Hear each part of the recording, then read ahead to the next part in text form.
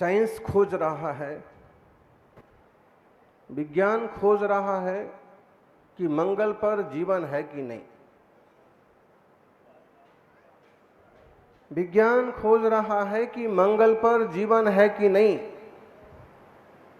महावीर स्वामी कहते हैं, जीवन में खोजो कि जीवन में मंगल है कि नहीं। मंगल पर जीवन हो ना हो इससे कोई ज्यादा फर्क नहीं पड़ेगा, लेकिन अगर आपके जीवन में मंगल होगा तो सब कुछ मंगल ही मंगल होगा। और आपके जीवन में मंगल नहीं है तो मंगल पर जाने के बाद भी आपका कोई मंगल होने वाला नहीं है। हर एक इंसान की कुंडली में मंगल होता है, लेकिन फिर भी उसके जीवन में दंगल ही दंगल होता है। और कहते हैं मंगल जितना खतरनाक होता है उतना ही ज्यादा दंगल होता है। मतलब है कि जिसका नाम मंगल है वो खुद भी दंगल कराने वाला हो सकता है। लेकिन अगर जीवन में चत्तारी मंगलम आ गया तो जीवन में हर एक मंगल हो जाएगा। चत्तारी मंगलम अरहंत मंगलम सिद्ध मंगलम साहू मंगलम केवली पन्नतो धम्मो मंगलम। ये चार मंगल है, और चार मंगल में से एक भी मंगल आपके जीवन में आ गया तो जीवन में किसी तरह का दंगल नहीं होगा। दुनिया में कुछ ऐसे लोग होते हैं, दुनिया में कुछ ऐसे लोग होते हैं जो दंगल में पहुंच जाएं तो भी मंगल कर देते हैं।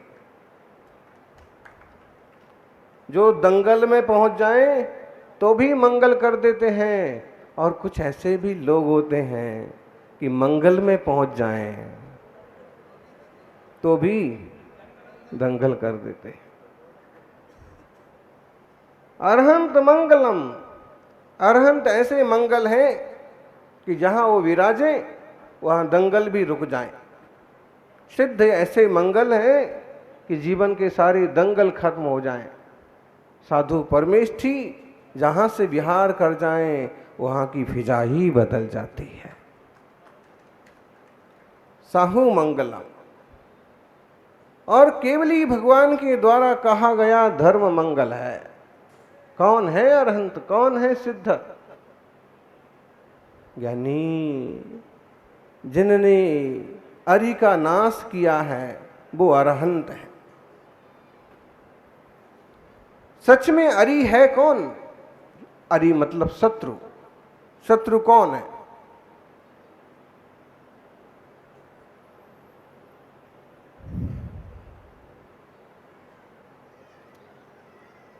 जो हमारे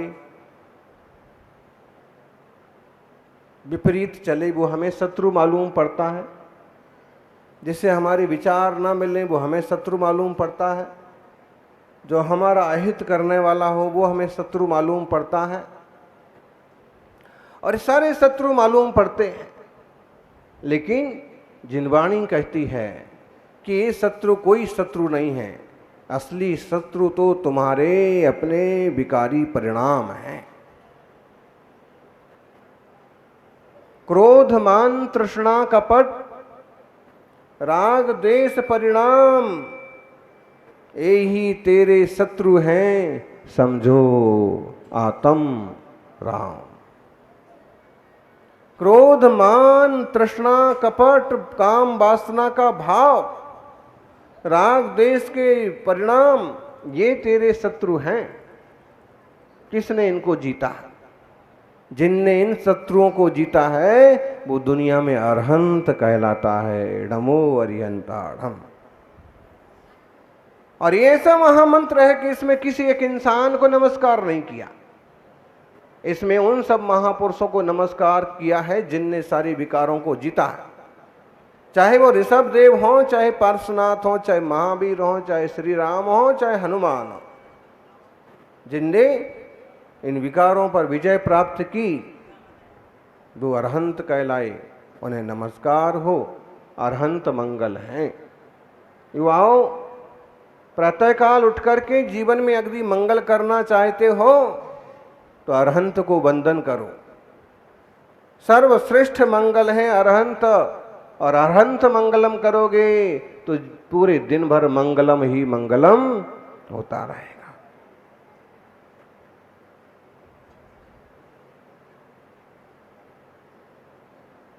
एक बड़े आचार्य हुए और उन्होंने एक सुंदर श्लोक लिखा कि अगर तुम मंगल चाहते हो कि सोकर के उठते ही मुझे कोई मंगल दिखे, सुप्तोत्थितेन सुमुखेन सुमंगलाया द्रष्टव्यमस्ति यदि मंगलमेव वस्तु अन्येन किम तदिह नाथ तवैव वक्त्रम त्रैलोक्य मंगल निकेतन मीक्षणीय। यदि आप चाहते हैं कि सुबह सुबह उठ करके मुझे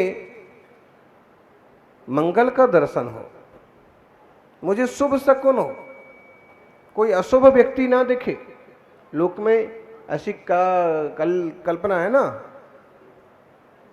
कि अगर काणा व्यक्ति दिख गया तो बोले अमंगल हो गया। अच्छा, गंजा दिखता है तो भी होता है क्या मंगल? काणा, खोड़ा, कायरा, गंजा भी, ये और खोड़ा काणा कायरा सिर से गंजा होए, बात करो उनसे तभी हाथ में डंडा होए। बहुत बढ़िया कवि लोग बैठे हैं। किसी को द्वेष से देखते हो, किसी को प्यार से देखते हो, किसी को घृणा से देखते हो, किसी को अपना मान के देखते हो, किसी को पराया मान के देखते हो। जब तक ऐसी भेद दृष्टि है तब तक अभेद स्वरूप की प्राप्ति होने वाली नहीं है। सिद्ध भगवान ने अभेद दृष्टि को पा लिया है और उनकी नजर में सब अपने अपने स्थान पर जैसे हैं सो ठीक है। सिद्ध परमेष्ठी, सिद्धा मंगलम, सिद्ध भगवान मंगल हैं। सिद्धों का स्मरण करो, नमो सिद्धाणम। तीसरा मंगल आता है शाहू मंगलम, साधु परमेष्ठी मंगल है। साधु क्यों मंगल है? साधु पुरुष क्यों मंगल है?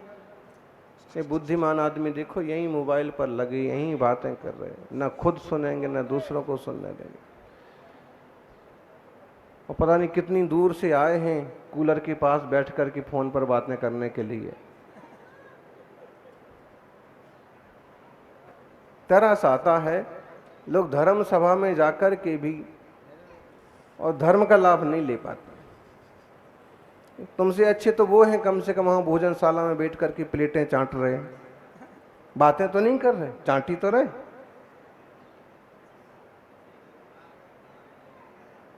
अब बातें भी कर रहे हो तो इधर तो नहीं कम से कम डिस्टर्ब हो रहा। इसका ये मतलब नहीं कि तुम भी वहां जाके बैठ जाओ। साहू मंगलम क्यों? साधु परमेष्ठी मंगल है क्योंकि पंच महाव्रतधारी है, पवित्र जीवन है। और जिन महापुरुषों का जीवन पवित्र होता है वो अपने आप में मंगल होते हैं। मम का मतलब होता है पाप और गल का मतलब गलाने वाले। जो पापों को गला दें वो मंगल। मुनिराजों ने कितने पापों का त्याग किया है? बोलो माताओं, कितने होते हैं पाप? कौन कौन से?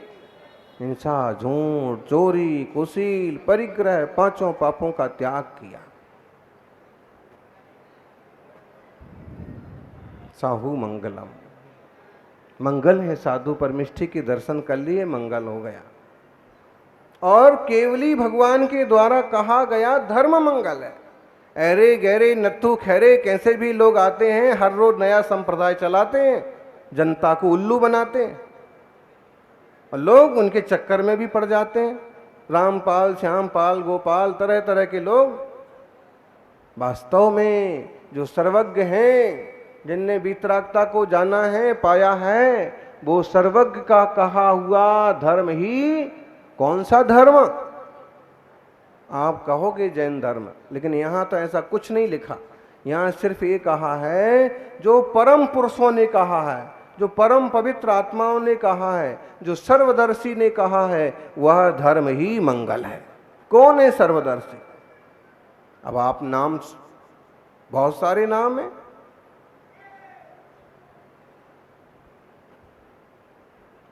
तो सर्वदर्शी महापुरुषों ने जो कहा है वह धर्म ही लोक के लिए मंगलकारी है।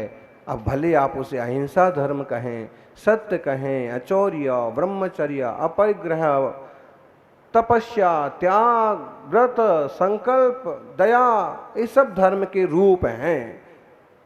लेकिन अंतरंग स्वरूप में डूबना, अंतरंग में रमना जमना ही सबसे बड़ा धर्म है।